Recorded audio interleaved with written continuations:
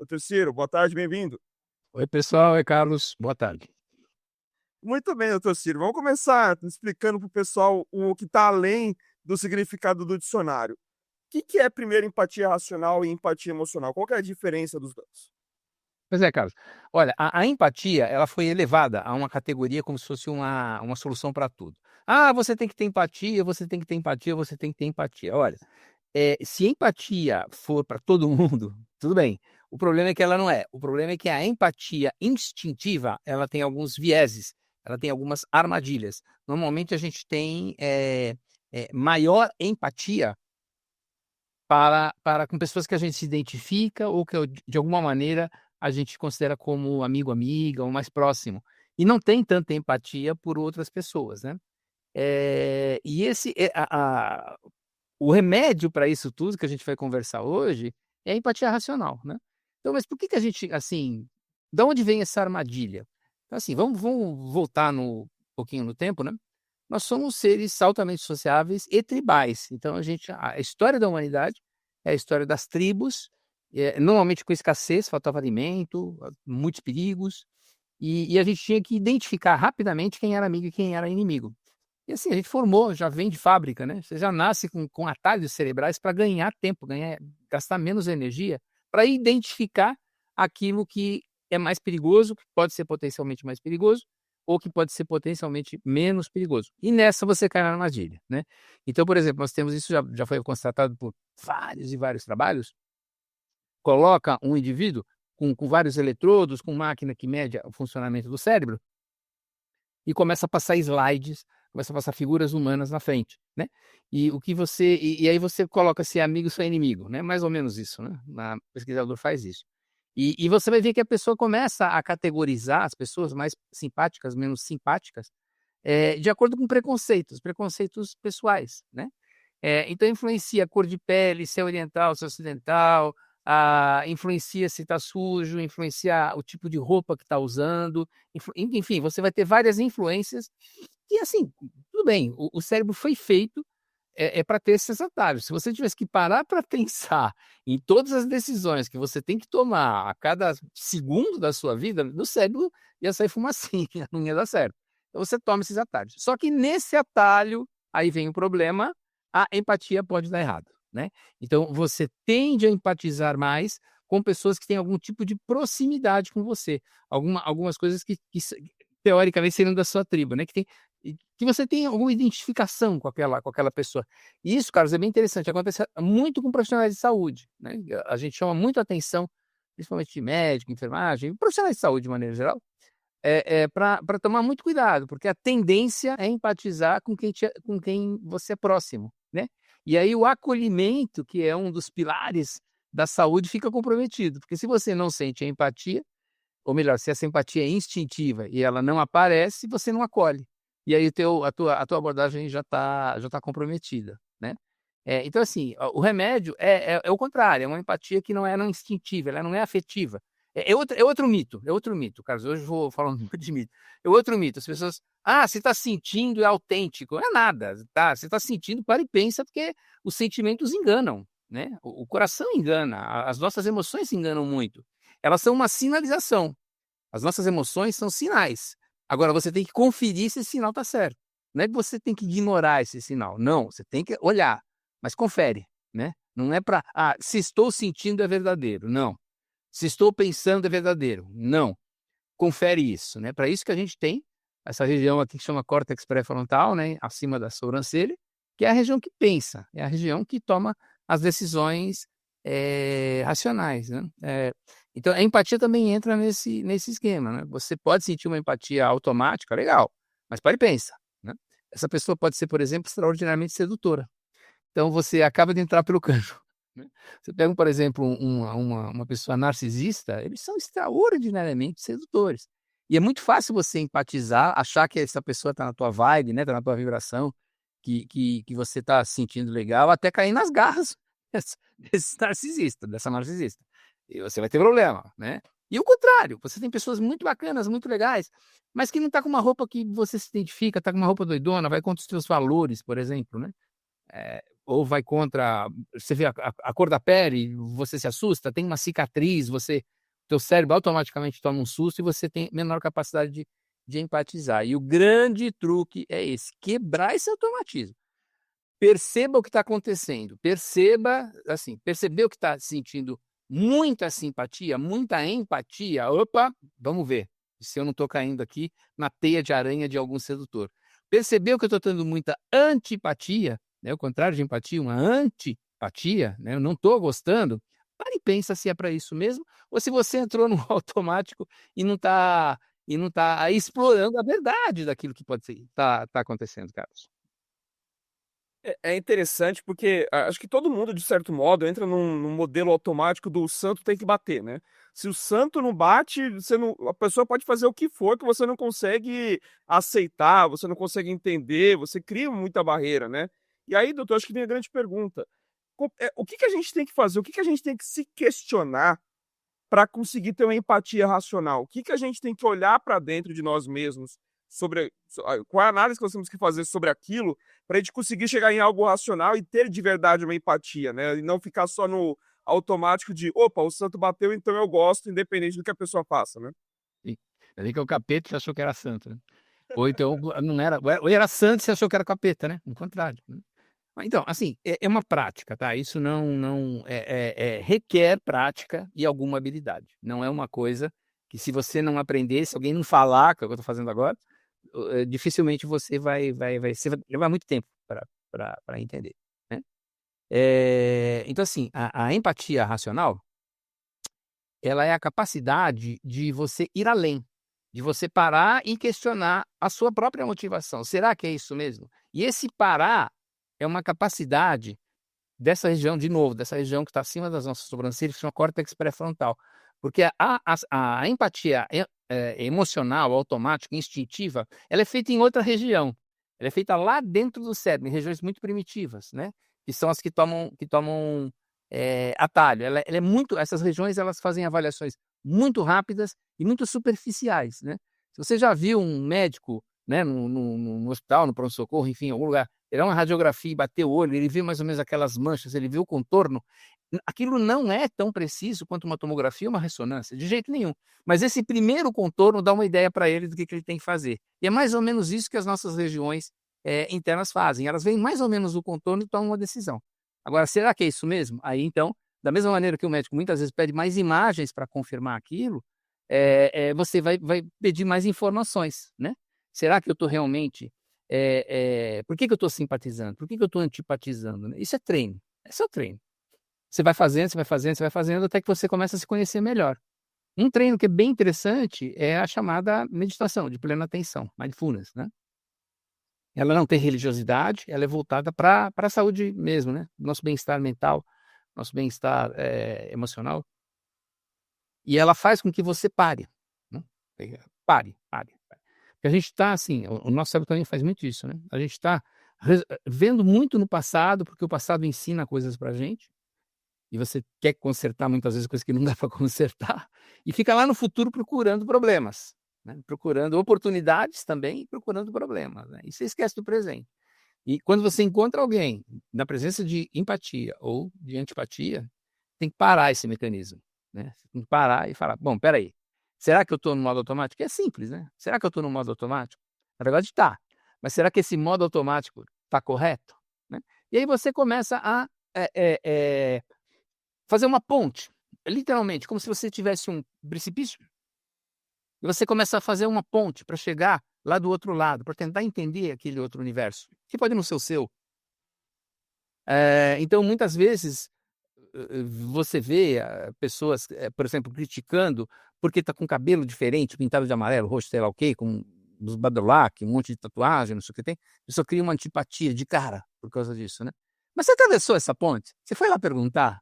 Você tentou entender esse universo? Né? Será que essa pessoa não é extraordinariamente criativa, inclusive com o seu próprio corpo? Que, aliás, é dele, é dela. Né? Não tem nada a ver com isso. Mas, assim, fazer essa ponte é o resultado da empatia racional. Você construir propositalmente um caminho em que você fala: vou abrir mão das minhas certezas, das minhas convicções e vou ver o que acontece lá, né? Então, para isso também, Carlos Machado, é bem interessante, por exemplo, que as pessoas que fazem têm muita experiência com outras cidades, viagens internacionais, que já moraram em outros países, normalmente modificam a sua empatia para uma empatia mais racional. Por quê? Quebrou. Quebrou esse automatismo. Inicialmente começou a haver coisas muito exóticas, construiu pontes e começou a entender melhor coisas exóticas. E aí criou uma trilha mesmo, a gente chama isso de neuroplasticidade, né? Uma trilha no cérebro que permite que a pessoa crie pontes, né? Que ela chegue e tente entender aquilo que não é, né? Como o Caetano Veloso dizia de maneira brilhante, né? Aquilo que não é espelho, né? Narciso odeia aquilo que não é espelho, né? É muito do nosso narcisismo também, né? Então, assim, você ter essas experiências, quando você viajar, por exemplo, às vezes eu agora estou viajando bem menos, mas eu fazia muitas viagens para lugares exóticos, sempre gostei. Eu fotografo como hobby, e eu ia para lugares bem exóticos.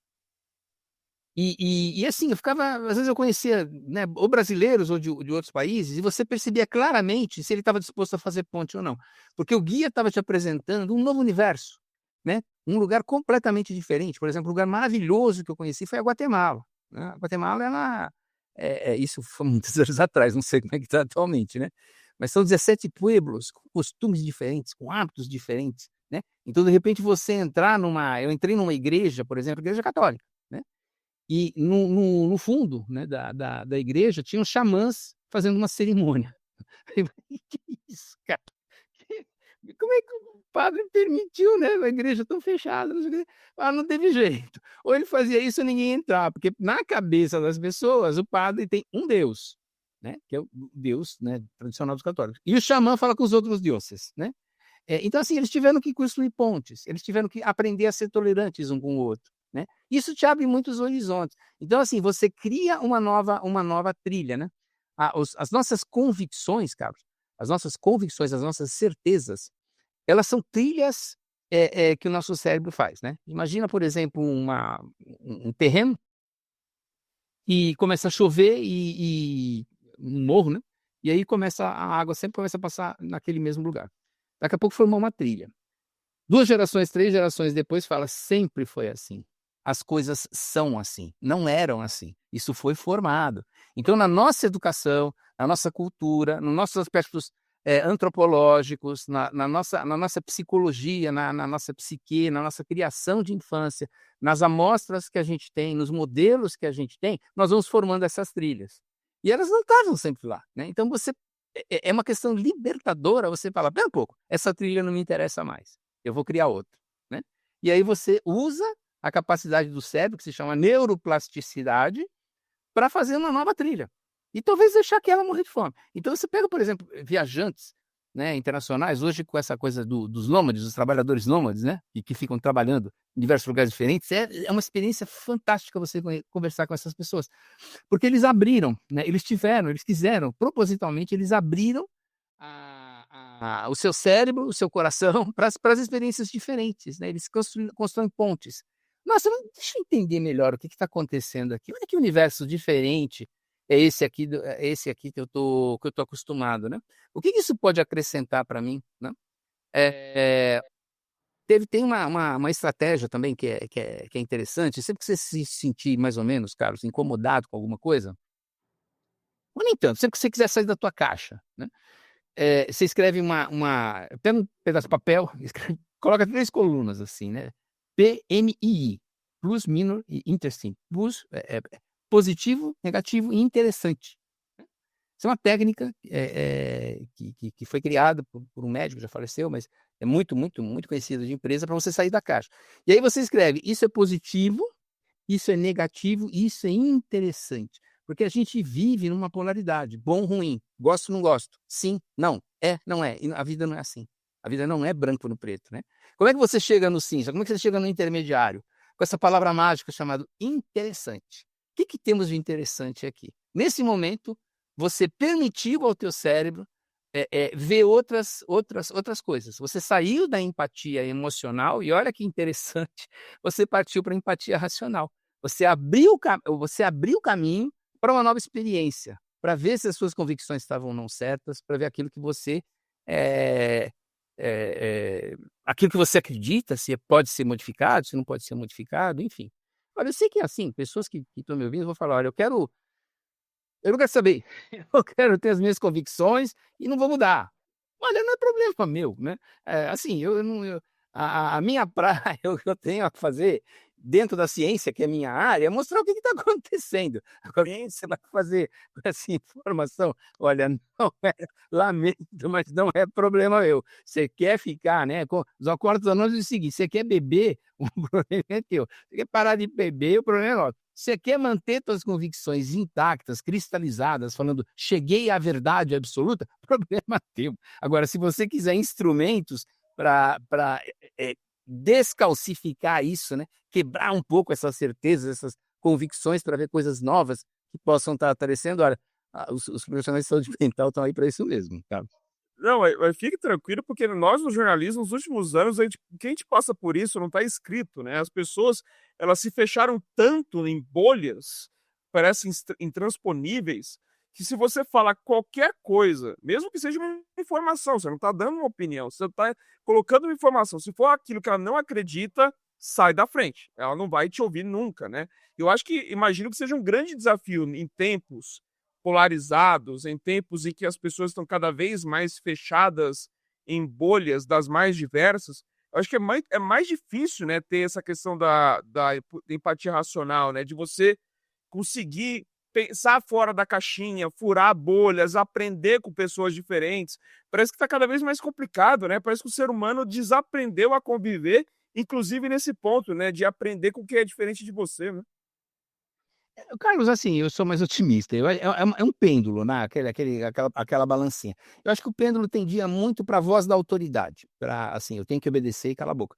Agora ele está tendendo para o outro lado, que é o seguinte: se eu penso, se eu sinto, se eu acredito, é verdadeiro, né. Ela tem que chegar num meio termo, né, não é de eu seguir automaticamente a voz de uma autoridade, mas também não é seguir apenas aquilo que eu tenho certeza. Vamos abrir a coisa para o novo. Toda vez que eu falo de saúde mental, de promoção de saúde mental, nesse mesmo canal já tive a oportunidade de comentar isso, eu falo: "Olha, não adianta as diversas esferas de governo, falarem que querem promover a saúde mental e manter a dicotomia, manter a polarização, manter um odiando o outro. Nós somos seres altamente sociáveis, altamente. Nós só sobrevivemos às custas de grupo, de pessoas unidas, das famílias, dos grupos sociais, dos nossos bairros, das nossas cidades, do nosso estado, do nosso país, do nosso planetinha, né. Nós só sobrevivemos assim. E o grande problema, cara, você tem toda a razão, o grande problema da polarização é esse: eu começo a odiar, né. E esse ódio, cara, ele libera um hormônio chamado cortisol, né, que é altamente prejudicial. Ele detona o organismo, né. Os cardiologistas, mais antigos, eu tô lembrando do doutor Adib Jatene, falecido, ele falava o tempo todo, né, ele era muito claro, ele falava: "Olha, o que mata é raiva, o que mata é raiva", tá. Então sempre que você sente raiva, você libera cortisol. Esse cortisol vai lá e tampa as artérias, as coronárias, né, e promove para quem tem propensão, promove infarto mesmo. Então a raiva é um problemaço. Então, assim, a raiva não é uma boa, ela pode ser uma coisa, momentânea, você, por exemplo, vê uma injustiça, você sentir aquela injustiça, mas em seguida para pensar um pouquinho. Se você mergulha nessa raiva por besteira, por polarização política, por exemplo, olha, você está comprometendo a tua saúde. E eu, cara, já disse algumas vezes isso, eu acho uma tremenda hipocrisia de qualquer esfera de governo, de direita ou de esquerda, eu não tenho nem a pretensão e não tenho nem a licença para ter um posicionamento político, né. Política, religião e sexualidade, eu não tenho direito a ter opinião, né, eu sou um psiquiatra, eu sou um profissional. Eu estou para ajudar as pessoas que me procurem, ponto final. Então, assim, não interessa se é direita ou de esquerda. Promover a polarização política e depois promover o ódio entre as pessoas, e depois pedir, né, para os profissionais de saúde, atuarem para reduzir, por exemplo, a ansiedade excessiva que está aqui no Brasil, isso é hipocrisia, cara. Não vai rolar, entendeu? Não vai, não tem como, né. Então assim, Não, pode completar. não, é isso, acontece. É porque eu ia abordar não só na questão, política e tudo mais, mas, acho que é meio que para tudo, né, até enquanto o senhor falava, eu revisitava minhas memórias de vida, né. E, lógico, quando você é criança, adolescente, muita coisa te divide em tribos, né, dentro dos seus ciclos de amizade. Por exemplo, música sempre dividiu. Então, tem o pessoal que gosta de rock e não se misturava com o pessoal que gostava de samba, que gostava de axé. Eu achava aquilo tudo engraçado, porque eu cresci num ambiente muito plural musicalmente. Então eu ouvia de tudo, então eu conseguia absorver tudo, eu não entendia porque as pessoas se separavam, até achava engraçado para eu me dou bem com todo mundo, né, consigo estar aqui conversando com todo mundo, mas eles em si não se conversam, né. Essas barreiras que a gente vai criando ao longo da vida são meio estranhas, né, e eu não sei se elas são automáticas ou são ensinadas, aí vem a pergunta: é possível, desde criança, você preparar uma pessoa para ela ter empatia racional? É possível você ensinar para que essa pessoa cresça de maneira diferente, para que ela não fique criando essas bolhas que acaba se criando na vida? A pergunta é ótima. Sim, é possível, né. Resposta curta e curta e rápida, sim, é possível. Então você primeiro assim, a criança você ensina pelo exemplo.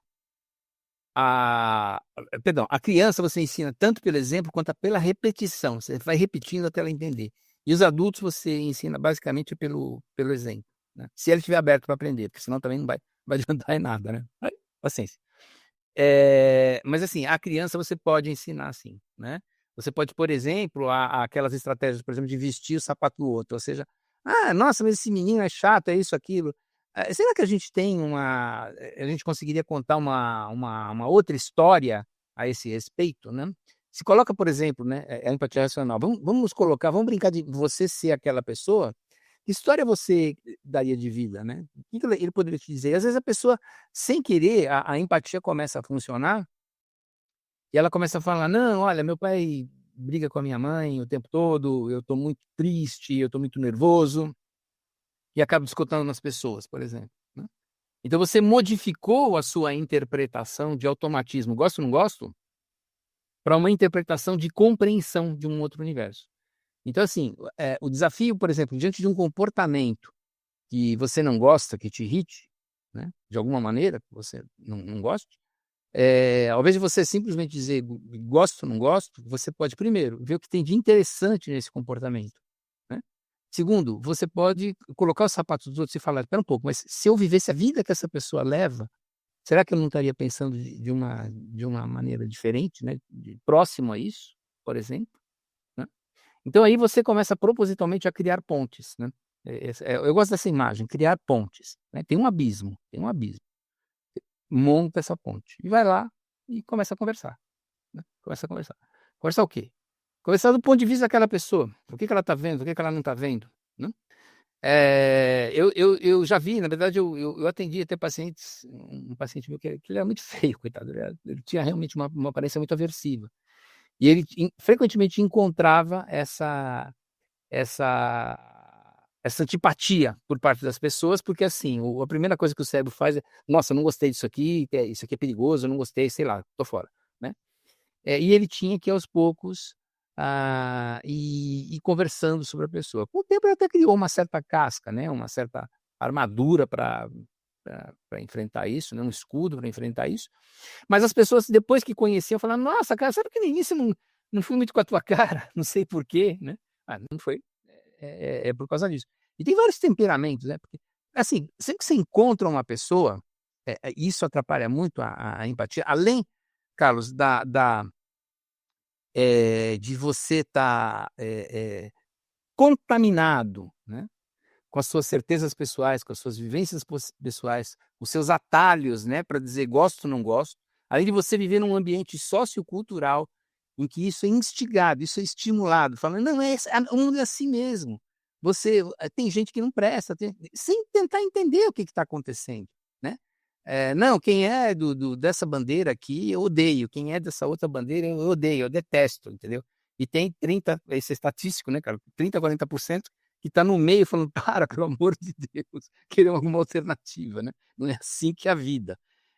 E isso está acontecendo, real. Então você tem uma influência, sociocultural para isso, mas você tem como quebrar propositalmente, você tem como aprender, coisas novas, né. Você entra num cinema, começa a assistir um filme, talvez no início você não goste muito, você deixa eu tentar entender o que que ele tentou transmitir aqui, como é que é essa coisa. Nossa, sabe que esse filme é interessante, né? Sabe que ele me acrescentou algumas coisas, né?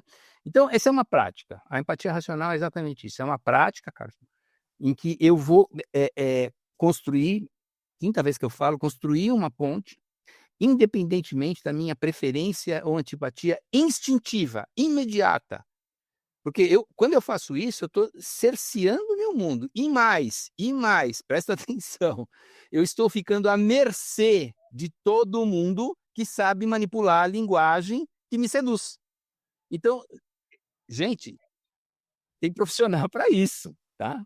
Tem uma engenharia em torno disso, de saber localizar tuas crenças e entregar, tô errado, Carlos? E entregar aquilo que você acredita e, ó, cooptar sua atenção, suas preferências, de modo a dirigir o seu comportamento. Então, se você quer ganhar liberdade, um dos primeiros passos é cultivar a empatia racional, é tentar construir pontes com quem pensa diferente de você, com quem tem aparência física diferente de você, com quem tem escolhas de vida diferentes de você, com quem é diferente, né?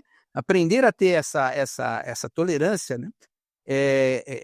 Você acaba construindo. E assim, você pode até ter uma coisa mais positiva, mais impositiva, melhor dizendo, que além da tolerância, você passa para compaixão.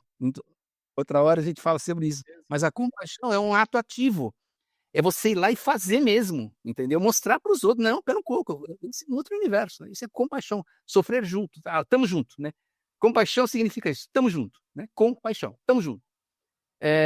Então assim, os a da minha parte é isso, né, quer dizer, os Alcoólicos Anônimos falam: "Olha, se você quer beber, o problema é teu, se você quer parar de beber, o problema é nosso. Se você quer estar congelado nas tuas crenças, olha, desculpa, não é problema meu.